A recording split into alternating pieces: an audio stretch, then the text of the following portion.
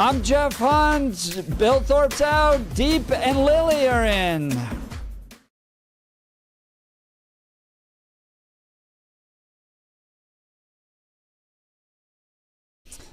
This is going to be a fascinating hour conversation, one that only the good Lord has put together, which I appreciate. Deep Singh Badesha co-hosting with me today, filling in for Bill Thorpe. We continuing the right, left, center debate aspect of this program. Deep, a member of the Democratic Socialists of America. And then I got a call from Lily Tong Williams, who messaged me and said, hey, I'm back in town. I said, wow.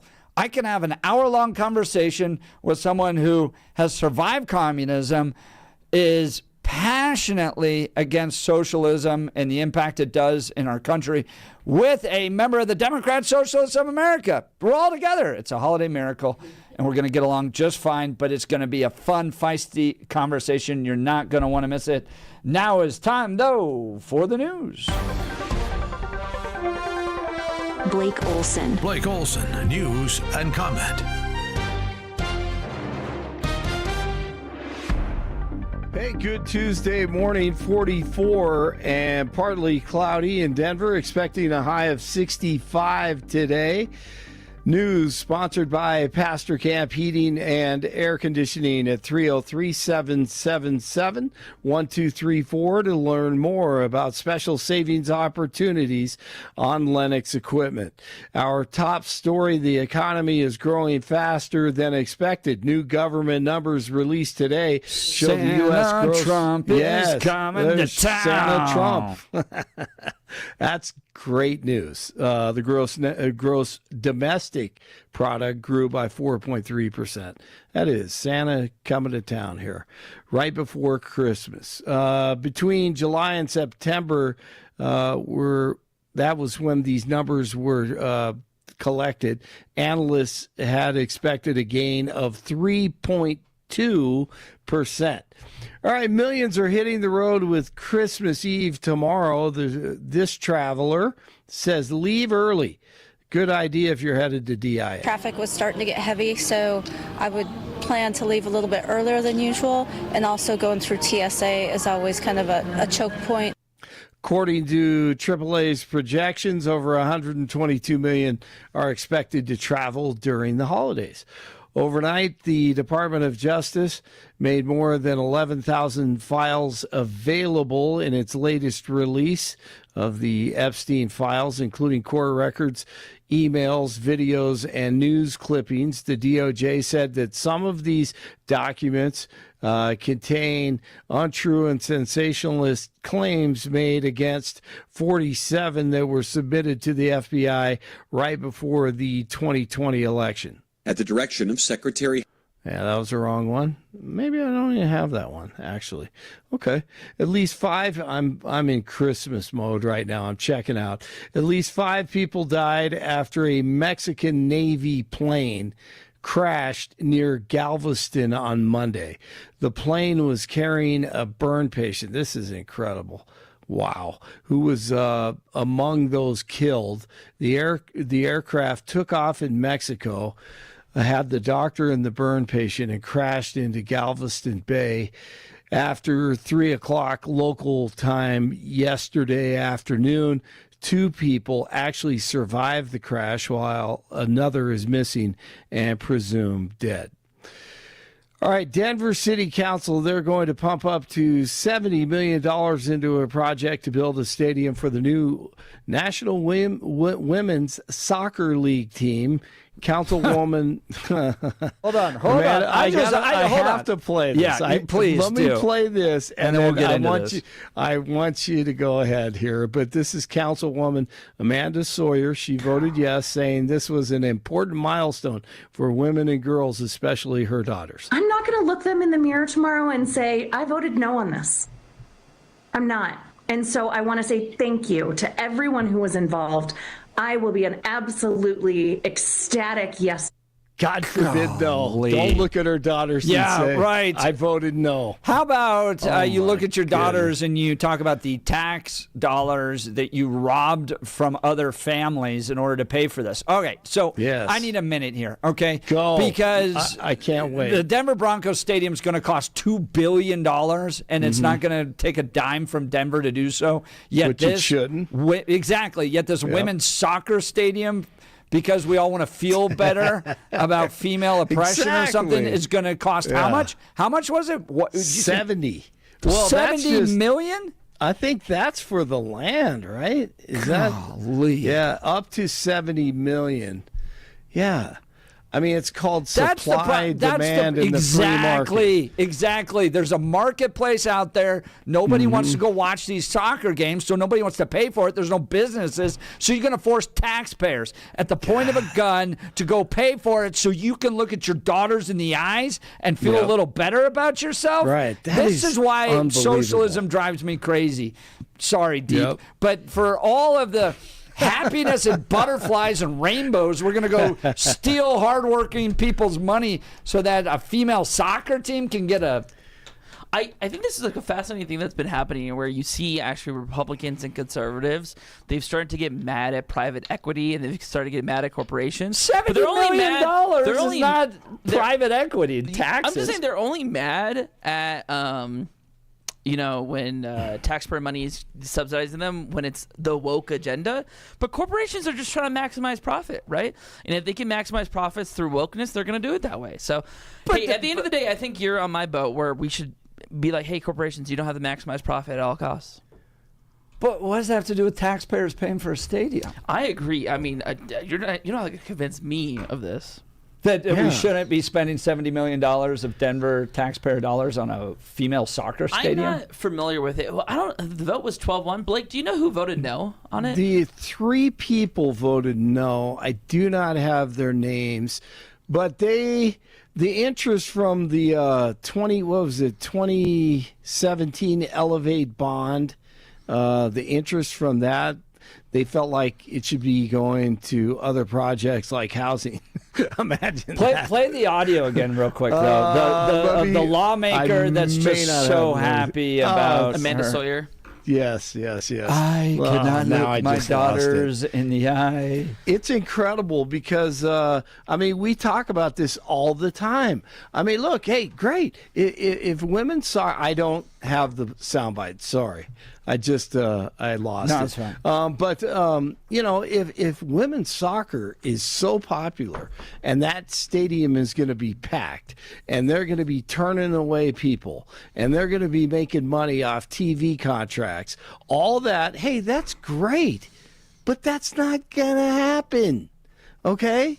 You can have your professional women's soccer team out where the Rapids play. I mean, or whatever. You can figure out. But my goodness, to do this to the taxpayer and the city with bridges falling. I know the infrastructure around there will be improved, but wow. I agree. I don't think we should have taxpayer money go to corporations. All right. Yeah. Okay. Well, there you go. hey, or to the there we building go. of women's soccer. I'm stadiums. not Okay. actually as familiar with the Denver soccer stadium or the soccer stadium for the women's league, or if that $70 million Here's who comes voted back. against it: Sarah Paraday, Chantel Lewis, and Stacey Gilmore. Chantel Lewis. It was Okay. Yeah. they are betrayal to their own sex by not supporting that. Sarah Parody and Chantel Lewis were endorsed by the Democratic Socialists of America when they were in city council. Whoa! Throwing that out there. Deep bringing the receipts. Now here, I do think I'm excited for. We're a member of the 5280 Club. That's like the FC fan club for it, and we're gonna buy opening game tickets. So it's gonna be very exciting. I'm excited to have it. You and your spouse are. Yes. But see, I'm not, and now I feel envious, and I would like you to spread the wealth around. Maybe Yeah. we should have located it in Douglas County. I bet There you Douglas go. County voters would.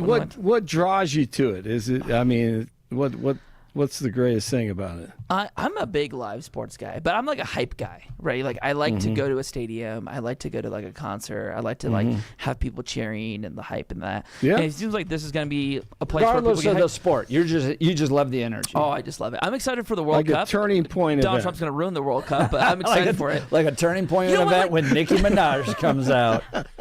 Exactly. Boom, ba-dum, boom, boom, ba-dum, boom. No, I hear you. See, I've often wanted. Here's my dream. Okay, a private, a really wealthy private donor gives me $100 million to build just a high school football stadium. Okay, and then we can have women's and girls flag football play in there when we're not playing tackle football in there. And just a private, so if there's a private donor out there, I'd like to do that. And it would be, maybe 18 to 20,000 seats, probably not even that big. And I think it would be huge. I think it would be extremely popular. I think it'd be bigger than the women's, professional soccer league. But hey, maybe not. Maybe I'm just not in touch, But, all right. So there you have it. Hey, you guys have a Merry Christmas. I will not be here until next week. And Deep, thanks for coming in. Blake, thanks you're for having awesome. us, Blake. Merry Appreciate Christmas. it. Thank you, brother. You too. 41 in, let's see, what do we got? Thornton. 42 at Aurora, 44 in Denver. You're waking up with Jeff and Billy, and Deep is in, and Lily is in, and Jeff is going to take it away. Blake Olson, News Talk 710 KNUS. Other than some windy areas, and there will be plenty of wind along the Front Range and foothills and mountains over the next couple of days, we're going to be looking at mild, dry weather as all the significant weather stays to the north and east of us. Partly cloudy, windy at times, upper 50s and low 60s, low to mid 30s tonight. Mid to upper 50s Wednesday, near 40 Wednesday night. Temperatures will be 50s and 60s Thursday, trending a bit cooler for Friday and into the weekend, but the real cold stays away. Meteorologist Don Day in the 710 KNUS Weather Center.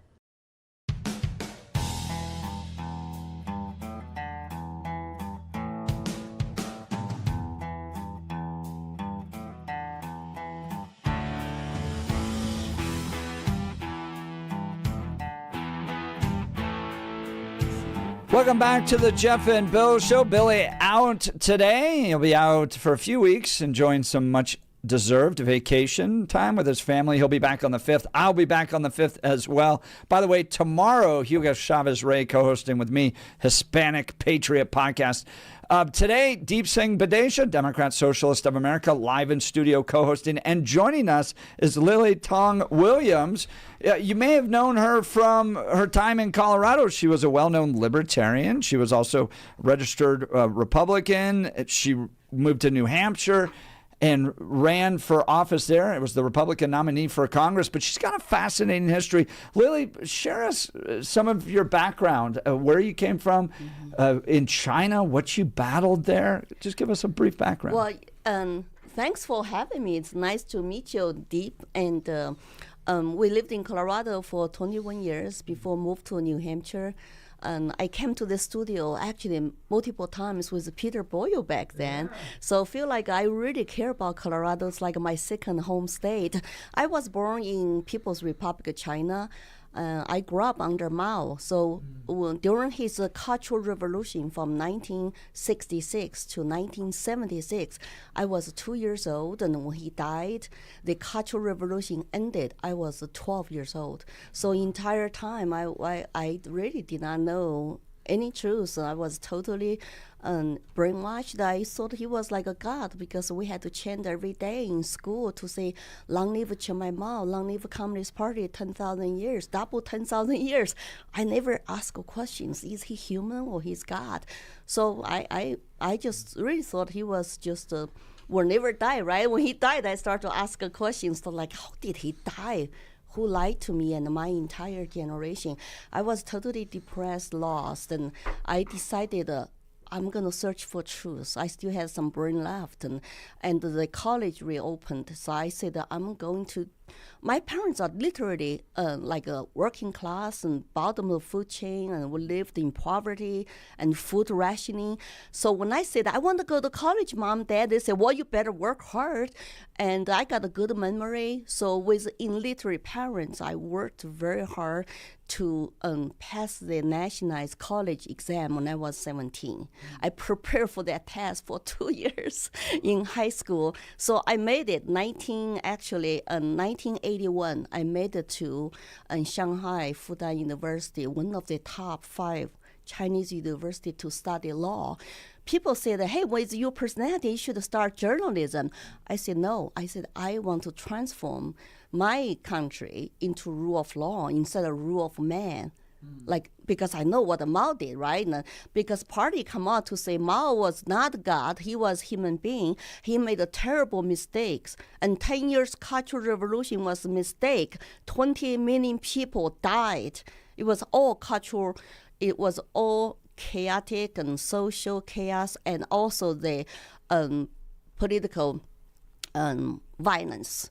So identity politics, he separated Chinese people into 10 classes, 5 red and 5 black. So when the red class, like me, poor children hate the another side, were fighting each other, and that's when the 20 million people got killed because of identity politics. So I went to law school in 1981 and stayed in Shanghai until 1985. And by the time I graduated, and I discovered I could not be free. I could not achieve my dream of changing China because it's one-party dictatorship. Working class actually, like me, like my parents, were looked down on. We had no power, we had no connections, and then looked down on us like animals. So I said, I got to get out of China. So that's when I started to plan my escape, I would say, and I made it 1988. Well, tell us about the escape. Well, the escape is that back then, when, say, lots of people don't understand China in this country. One-party dictatorship, they not just own everything, but they own you. So in order to leave China, I had to get my Communist Party boss in my law school department to give permission. In order to butter him up, I had to participate political studies weekly, continue to say Kumbaya, I support the party. And remember, Chinese people have no voting rights. It's one party, so every leader is appointed. But they have so much power over you and over your self-ownership. So I had to butter him up and go to meetings, say Kumbaya, then ask him like for a favor. I want to come to the United States to study, to get a graduate degree. May I ask you to sign off on that? And he put me on watch list to say, you got to prove yourself. So I proved myself to be politically active, to basically comply to everything that the law school party wants you to say, wants you to do. Then he said, okay, you can go, but you still have to sign agreement to promise to come back after your graduate degree. And during that time, were you lying? Were you falsifying? Did you believe that the communism was wrong, or were you committed communist? Something really happened in my life. I need to talk about it before I decide to escape China. College student, 3rd year, I met an American student. He said, I met him at a party because China opened up in the 80s. It was like a cultural renaissance. We're going to party, we're going to dance in disco. And this American student who said, Lily, I want to show you something from America. Come to my dormitory. So I went to his dormitory. Back then, foreign students and scholars are living in separate buildings. In order to visit them, I had to sign a piece of paper. They had the guards at the building to say, who are you going to see, what I'm going to talk about, time in, time out. So I signed off to go see him. Guess what he showed me? He gets something out of his room, a pocket constitution. He read to me the first paragraph of the Declaration of Independence. We all know that we hold this truth to be self-evident. And it's the first time in my life I heard the concept of individual rights and liberty. And my light bulb came on, never turned off. So I said, I don't understand. My English was not good. He said, Lily, it doesn't matter. You were born poor. You are Chinese. You are a girl. You have rights come from your creator, God, not from government. So your government should not take your rights away. My light bulb come on, never turn off. So after that, I said, this is such a cool country. I went back one more time, refused to register at the gate. And because I know I'm talking about something, they forbidden us to discuss. So I only learned collective rights, never individual rights. So next time I go there, I just basically slick in when the lady goes to bathroom or go get hot tea, water, and I tap in and get out, and I knew it's like I'm doing something illegal because I'm talking about something that is not politically correct. You're doing something illegal by talking about individual rights. That's wild. So you come to America and you embrace libertarianism. You go on, that's a long story. Yeah. I come to this country. I was not political for 20 years. Yeah. I come here with $100 in my pocket, borrowed. Could not speak English. I owe my professors, sponsor, $1,200. So I had to learn English. I had to figure out how to pay the bills. And God is good, though. I met my husband the first night in Austin, Texas. And I got a job as a research assistantship in my graduate school. For $500 a month, I could pay all my expenses by being very frugal. And my husband taught me lots of English. And I've managed to get my graduate degree. And of course, 1989 happened, the second year when I come to this country. So we got all the Chinese students here in this country got a political refugee status. And but that's why I tell my husband, hey, I didn't have to marry you. I could stay in this country. It's not like a movie green card or something. So I want to ask you guys this because I find this a little fascinating. Deep, you go at one point from libertarianism to now embracing socialism. You go from communism to embracing libertarianism. Talk a little bit about why, Deep Singh Badesha, you went from libertarianism to socialism. What was the appeal there? Then I'll get your response, Lily. Well, I grew up in like more of a conservative family in some ways. I grew up in Colorado Springs, Colorado, which is like, the evangelical Vatican people. It's like a very libertarian conservative place. So like my mom originally supported Clinton, then she supported Bush. And kind of growing up in that atmosphere, I think a lot of people around us were Republicans. So, we're like, oh, yeah, Republicans are fine. A lot of military families in Colorado Springs. And then I think with the Iraq war, with where the economy was going, with the housing crisis, you kind of saw that Republicans weren't going the right way. So I ended up becoming more Democratic and supporting Barack Obama. But then Barack Obama, when he gets elected with this huge progressive thing and all these promises of hope and change, I was very excited by that. But because he kind of went in there and bailed out the banks, libertarianism was having like this heyday. And I was like looking around. I saw people like Nikki Haley and Bobby Jindal. I had read Atlas Shrugged. I had read The Fountainhead. And so I'm like, oh, libertarianism kind of makes sense, right? Like, let these banks fail and let me have freedom. And this is when a lot of people in Colorado are talking about smoking weed and the war on drugs and all that kind of stuff. So became more libertarian. And then I just kept reading, which made me much more like pragmatist, made me much more progressive, made me a lot more of that. And then became a Democratic Socialist around 2018 when, after Bernie Sanders, AOC, kind of found this group of people who are advocating for a society in which you don't have to live to work, but in a place where you can work and live in a society and enjoy your life. So that's kind of like my trajectory, how I ended there. But I grew up in parents owned a small business, small mom and pop liquor store. Yeah, I find it interesting because you brought up the bank bailout too, that took you from a Republican to a libertarian. But then you are committed to limited government, whereas he's embracing government. Well, I guess, Lily, why do you think Deep's wrong in his, not necessarily his critique, because you guys both seem to have the same critique of the bank bailout? Like, you guys both brought that up. Yeah. But Lily, you have real serious reservations about what government does. Well, that when I actually come to this country, I just thought I came here live under freedom and constitutional rights protections, equal justice for all. I wasn't political. When I become a citizen, I did the research on both major parties' platform.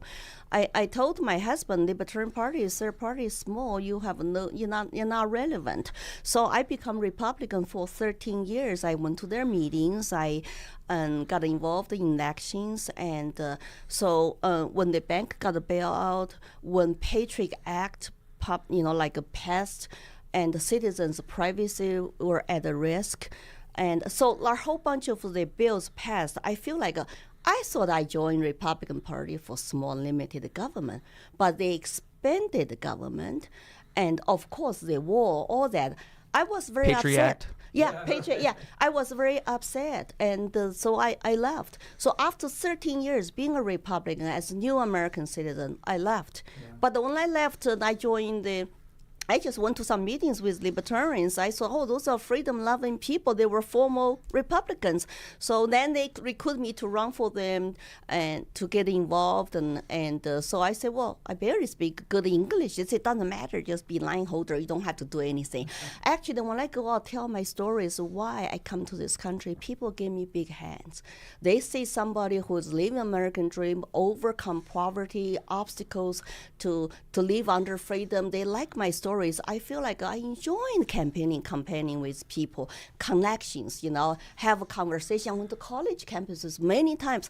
I went to 5 colleges when I was running for U.S. Senate in Colorado. Kids loved me. I met with lots of Bernie Sanders supporters, and I persuade them with my stories actually to vote for me in the general election. Lily, I want to ask you this. Why does Deep get it wrong? And why do the socialists, not just Deep, but the socialists of America, the Bernie Sanders, the AOC, why are they wrong?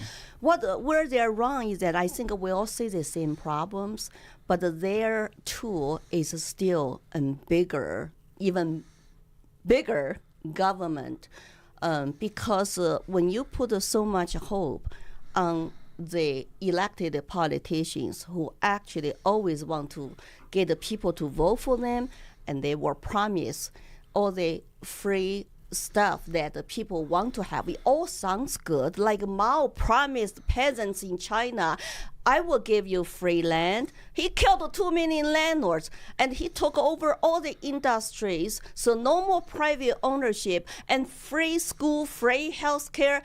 Guess I lived under it. The only difference is that people like Deep, they, we can have a conversation, but the only issue is that I lived it. I know it will not work because we put too much faith and belief in politicians, but they are not gods. They like power. That's why people get a betrayal feeling when they go to, I elect you to represent me, but you go to D.C., represent the corporations, special interests, and billionaires, and throw you under the bus. Then they get upset. But I said, I told you, you cannot trust politicians. You need to trust a system yourself to be ground up. I am a grassroots candidate. I always tell people, at least I will never sell out. I will never lie to you. But we might disagree on certain policies. But I'm willing to have conversations. So, are you putting too much trust in government? So, this is the conversation we've been having all morning, right? Yeah. Where it's like this idea is like, I don't want an all-invasive government that takes over everything, that controls you from cradle to coffin, right? Like, there needs to be a government that's responsive to the working class, because what's happening right now is, and you saw this earlier in American history, right? What's happening now is corporations and monopolies are so large that they're actually the driving force of our society and culture in ways that government is not in any way, shape, or form. And this has happened before at the turn of the century, right? When you had Standard Oil and you had these huge trusts. And at that time, it was the Republican Party, right? It was Teddy Roosevelt and the progressives era at that time that came in, broke up the companies and said, hey, you can't be controlling every single means of production, all the things that are happening here. Me being a democratic socialist means I want people to have the freedom to quit their job and not lose their health care, right? To be able to have an American dream where you can afford a house, where you can afford education, where you can pull yourself up by their bootstraps, right? So, and I hear, just to build on what Lily said, she was saying, like, you know, a lot of people are so fed up and tired of like corrupt politicians, and that's another thing that we've been thinking about, right? And like Blake said it too, like the uniparty, right? Where it's like this corporate interests, whether they're buying Republicans or they're buying Democrats, they're the ones who ultimately get to say it, right? They're the ones who are writing the bills. They're the ones who are writing the thing. And we're not actually able to have this dialogue, right? You're not able to actually go in there and be like, hey, you have a difference of opinion, I have a difference of opinion. Let's hash this out. We represent people. Instead, what happens is like, hey, you were bought by this corporation, I was bought by this corporation. Let's have our corporations merge. Right? Like, I mean, what kind of benefit of a government are we doing there? And I will say this is fascinating. I would love to hear your take on it. So it sounds like we became libertarians, but the same kind of reaction to the Patriot Act, bail out the banks and stuff. But now, when I look at the current Republican Party, they make Bush look like a freedom-loving Democrat, right? It's like you have masked officers in the street who are arresting people that look like you and me because, you know, we have accents or we look brown. They're arresting people and deporting them without due process. You have Trump essentially getting gifts from companies and saying, hey, you can have your merger. He's taking comedians off the air. And then you have folks like Palantir that are invading all of our cell phones and tapping into the phones. So I feel like as a former libertarian, how can you still be a Republican with people invading so many of the personal rights they have? Well, I think the people voted to secure our border. I don't know what the Democrat socialists said during Biden years when we just open our border, let like 10, 20 million illegals come in. I can tell you what Bernie Sanders said. And the thing is, see, for example, on this issue, I'm very strongly for legal immigration. I'm against the open border policies. That's kind of maybe different from even other libertarians. I'm more like a conservative. I'm more conservative when I get older now because I see the bad, consequences of bad border policies. See, my brother waited 13 years in China to come here legally with MIPI sponsorship, and he and his wife still work at a Walmart, and they worked through entire pandemic, no loans from PPE, and had to subject all the mandates. And then they're still not citizens because they're still studying English. So it's not fair to open the border, which is a humanitarian crisis anyway, because you get kids, women be trafficked. And they come here illegally, then in lots of blue states, sanctuary cities, they get on government benefits without contributing anything. And then they may get a quicker pass even to legal status. It's the wrong messages to send to the people in the world. So I support deportations. I support they offer more self-deportation incentives to say, hey, if you come here legally, go back home, and we will help you to go home safely and come back here legally. And when we talk about affordability, when we talk about financial resources limited, drained by lots of illegals, it's actually not to put American citizens first, not to put the working class, poor people first, because they don't have housing, they don't have affordable, apartments, healthcare, childcare, because our money go to other places. So that's kind of quite contrary to what the socialists want. We want to help working people, but you are draining financial resources by spending on illegals, like Denver illegals, right? Yeah. And they're going to raise taxes for that. That's Lily Tong Williams live in studio. She's a libertarian, conservatarian, also Deep Saying Badesha, Democrat Socialists of America. We do need to get to a break, guys. This is a fascinating conversation. Cap Hill Phil texting in. I'm really enjoying this conversation. We'll get to some of these questions as well as phone calls. You're listening to the Jeff and Bill Show, News Talk 710 KNUS. Happy Festivus! How many minutes break do you have? This will be 5 minutes. 5 minutes break, and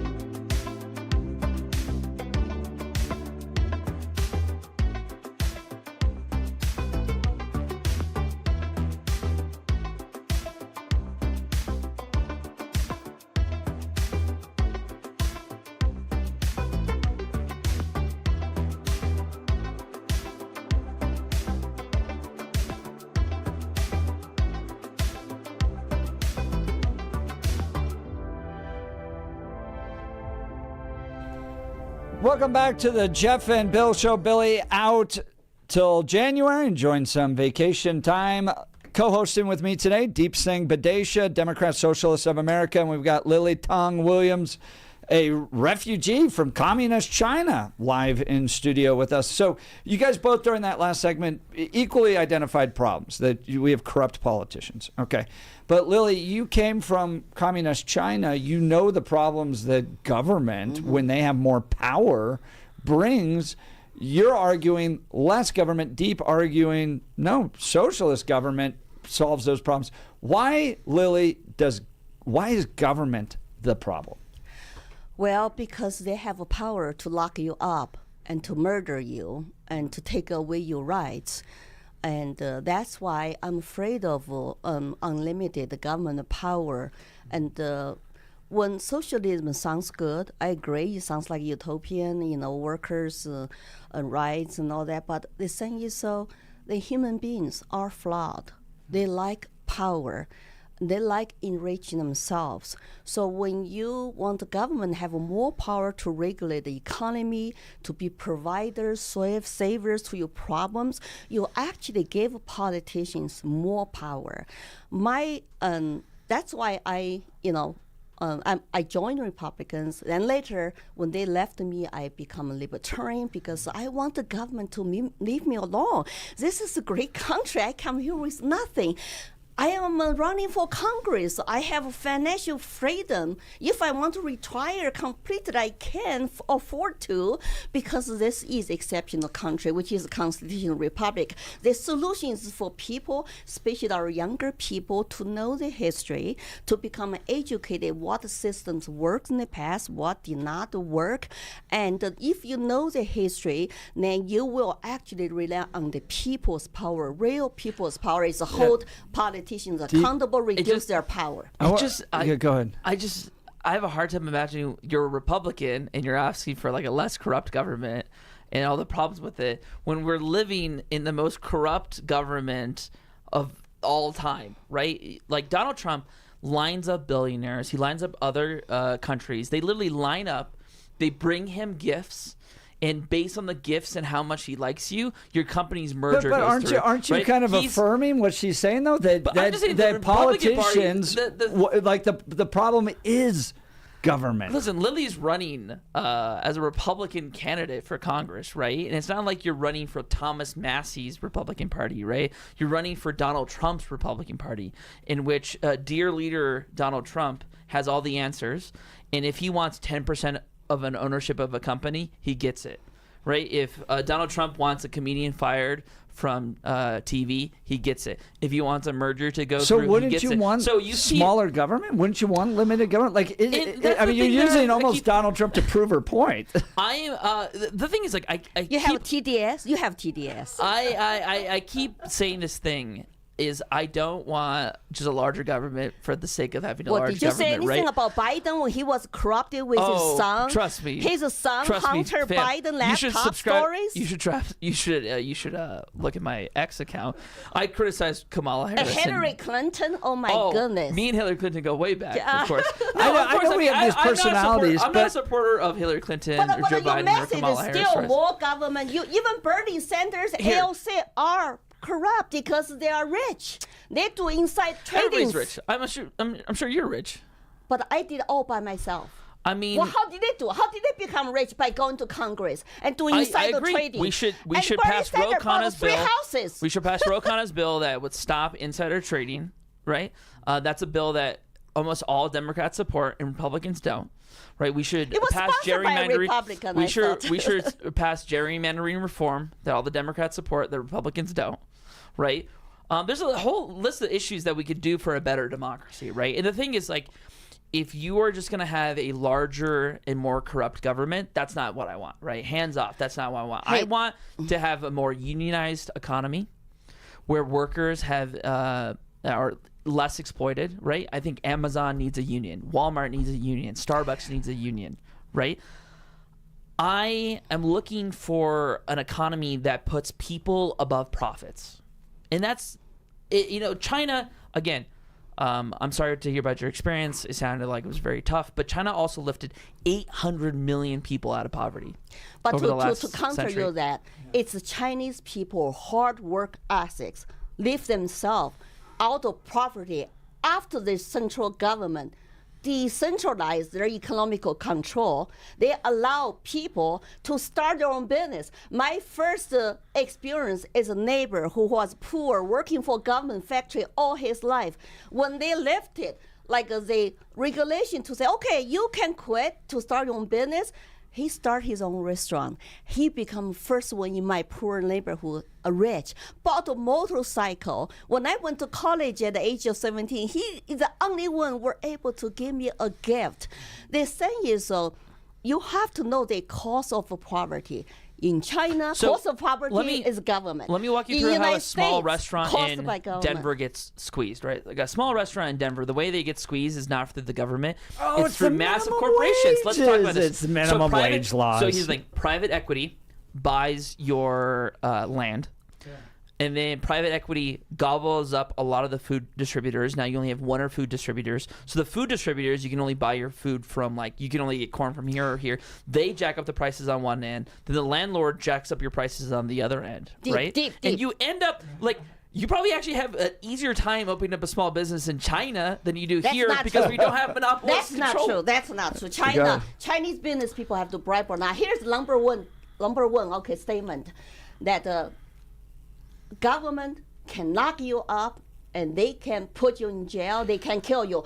Corporations are driving by I got a profits. question. I got a question. Do you believe in nuclear energy? Do you believe in nuclear energy? You don't have to buy anything Do you believe in from Apple, from billionaires. If you don't want to, you walk with your money. That's a free market I capitalism. wish we had free You market walk with in your money. America that we could have those Chinese phones. Have you seen the Huawei phones? Yeah, The I have heard phones? about it. All I right, wish we're up we had against Chinese the on break, TikTok. guys. National security They took threat. away our TikTok, No, right? Deep, Like Trump's Deep. government took away our TikTok. Deep. They sold it to Oracle, and now Oracle is going to Deep. feed us all the things they want from that. Wait, real quick, I had to ask you a question. We're about up nuclear. against a break, though. Okay. Two questions: nuclear energy in trains. We'll come back. All right, Why we'll can't come back. America? Why can't America build them, but China can? All right, we'll get to that. That'll be the question coming up. You're listening to the Jeff and Bill Show, News Talk 710 KNUS.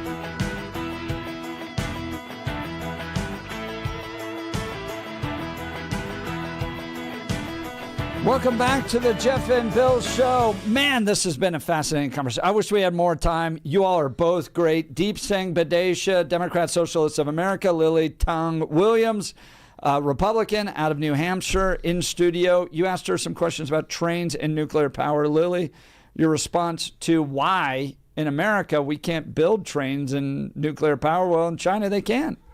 Well, regulations. That's what Trump is actually good at, is cut regulations, okay? And I wish that Deep and his peers will go to get a different source of information. The regulation under Biden in environmental climate change is But wait, very, why very can big. China build when we can't? I just told you that Deep, China can build everything very fast. They also kill people very fast because they have one-party dictatorship. There's no bureaucracy. There's no an argument, debate. There's no voting. They decide to do something as a government, they do it immediately. There's no democratic process. That's why they can make their people starving. They go to spend billions trainings overseas. And I'm on their death list. I can't even go to China to visit my family for past 10 years. We don't want Huawei, all those state enterprise coming here because it's a security risk. They will track us and they will want to take over the United States as number one power. Deep, thank you so much. Lily, thank you. Deep, your podcast, people want to listen to you more? Yeah, tune in if you want. You can follow us on Instagram, TikTok, YouTube, all that. But it's called Left in the Attic. You can also go leftintheattic.com. Yeah, and Lily, how can people connect with you and your campaigns in New Hampshire? LilyTangWilliams.com. That's my website. I am grassroots. I need the people like my messages, support me by making donations. December 31st is deadline. My opponent has 3 times more cash. And are you running for Congress again in 26? Yes. You're running, yeah, that's right. I'm running again, and it's the poll number recently showing that we are almost tied, but she has lots of money, so I need incredible experience from Lily. She's lived communist China. She's now a freedom fighter here in America.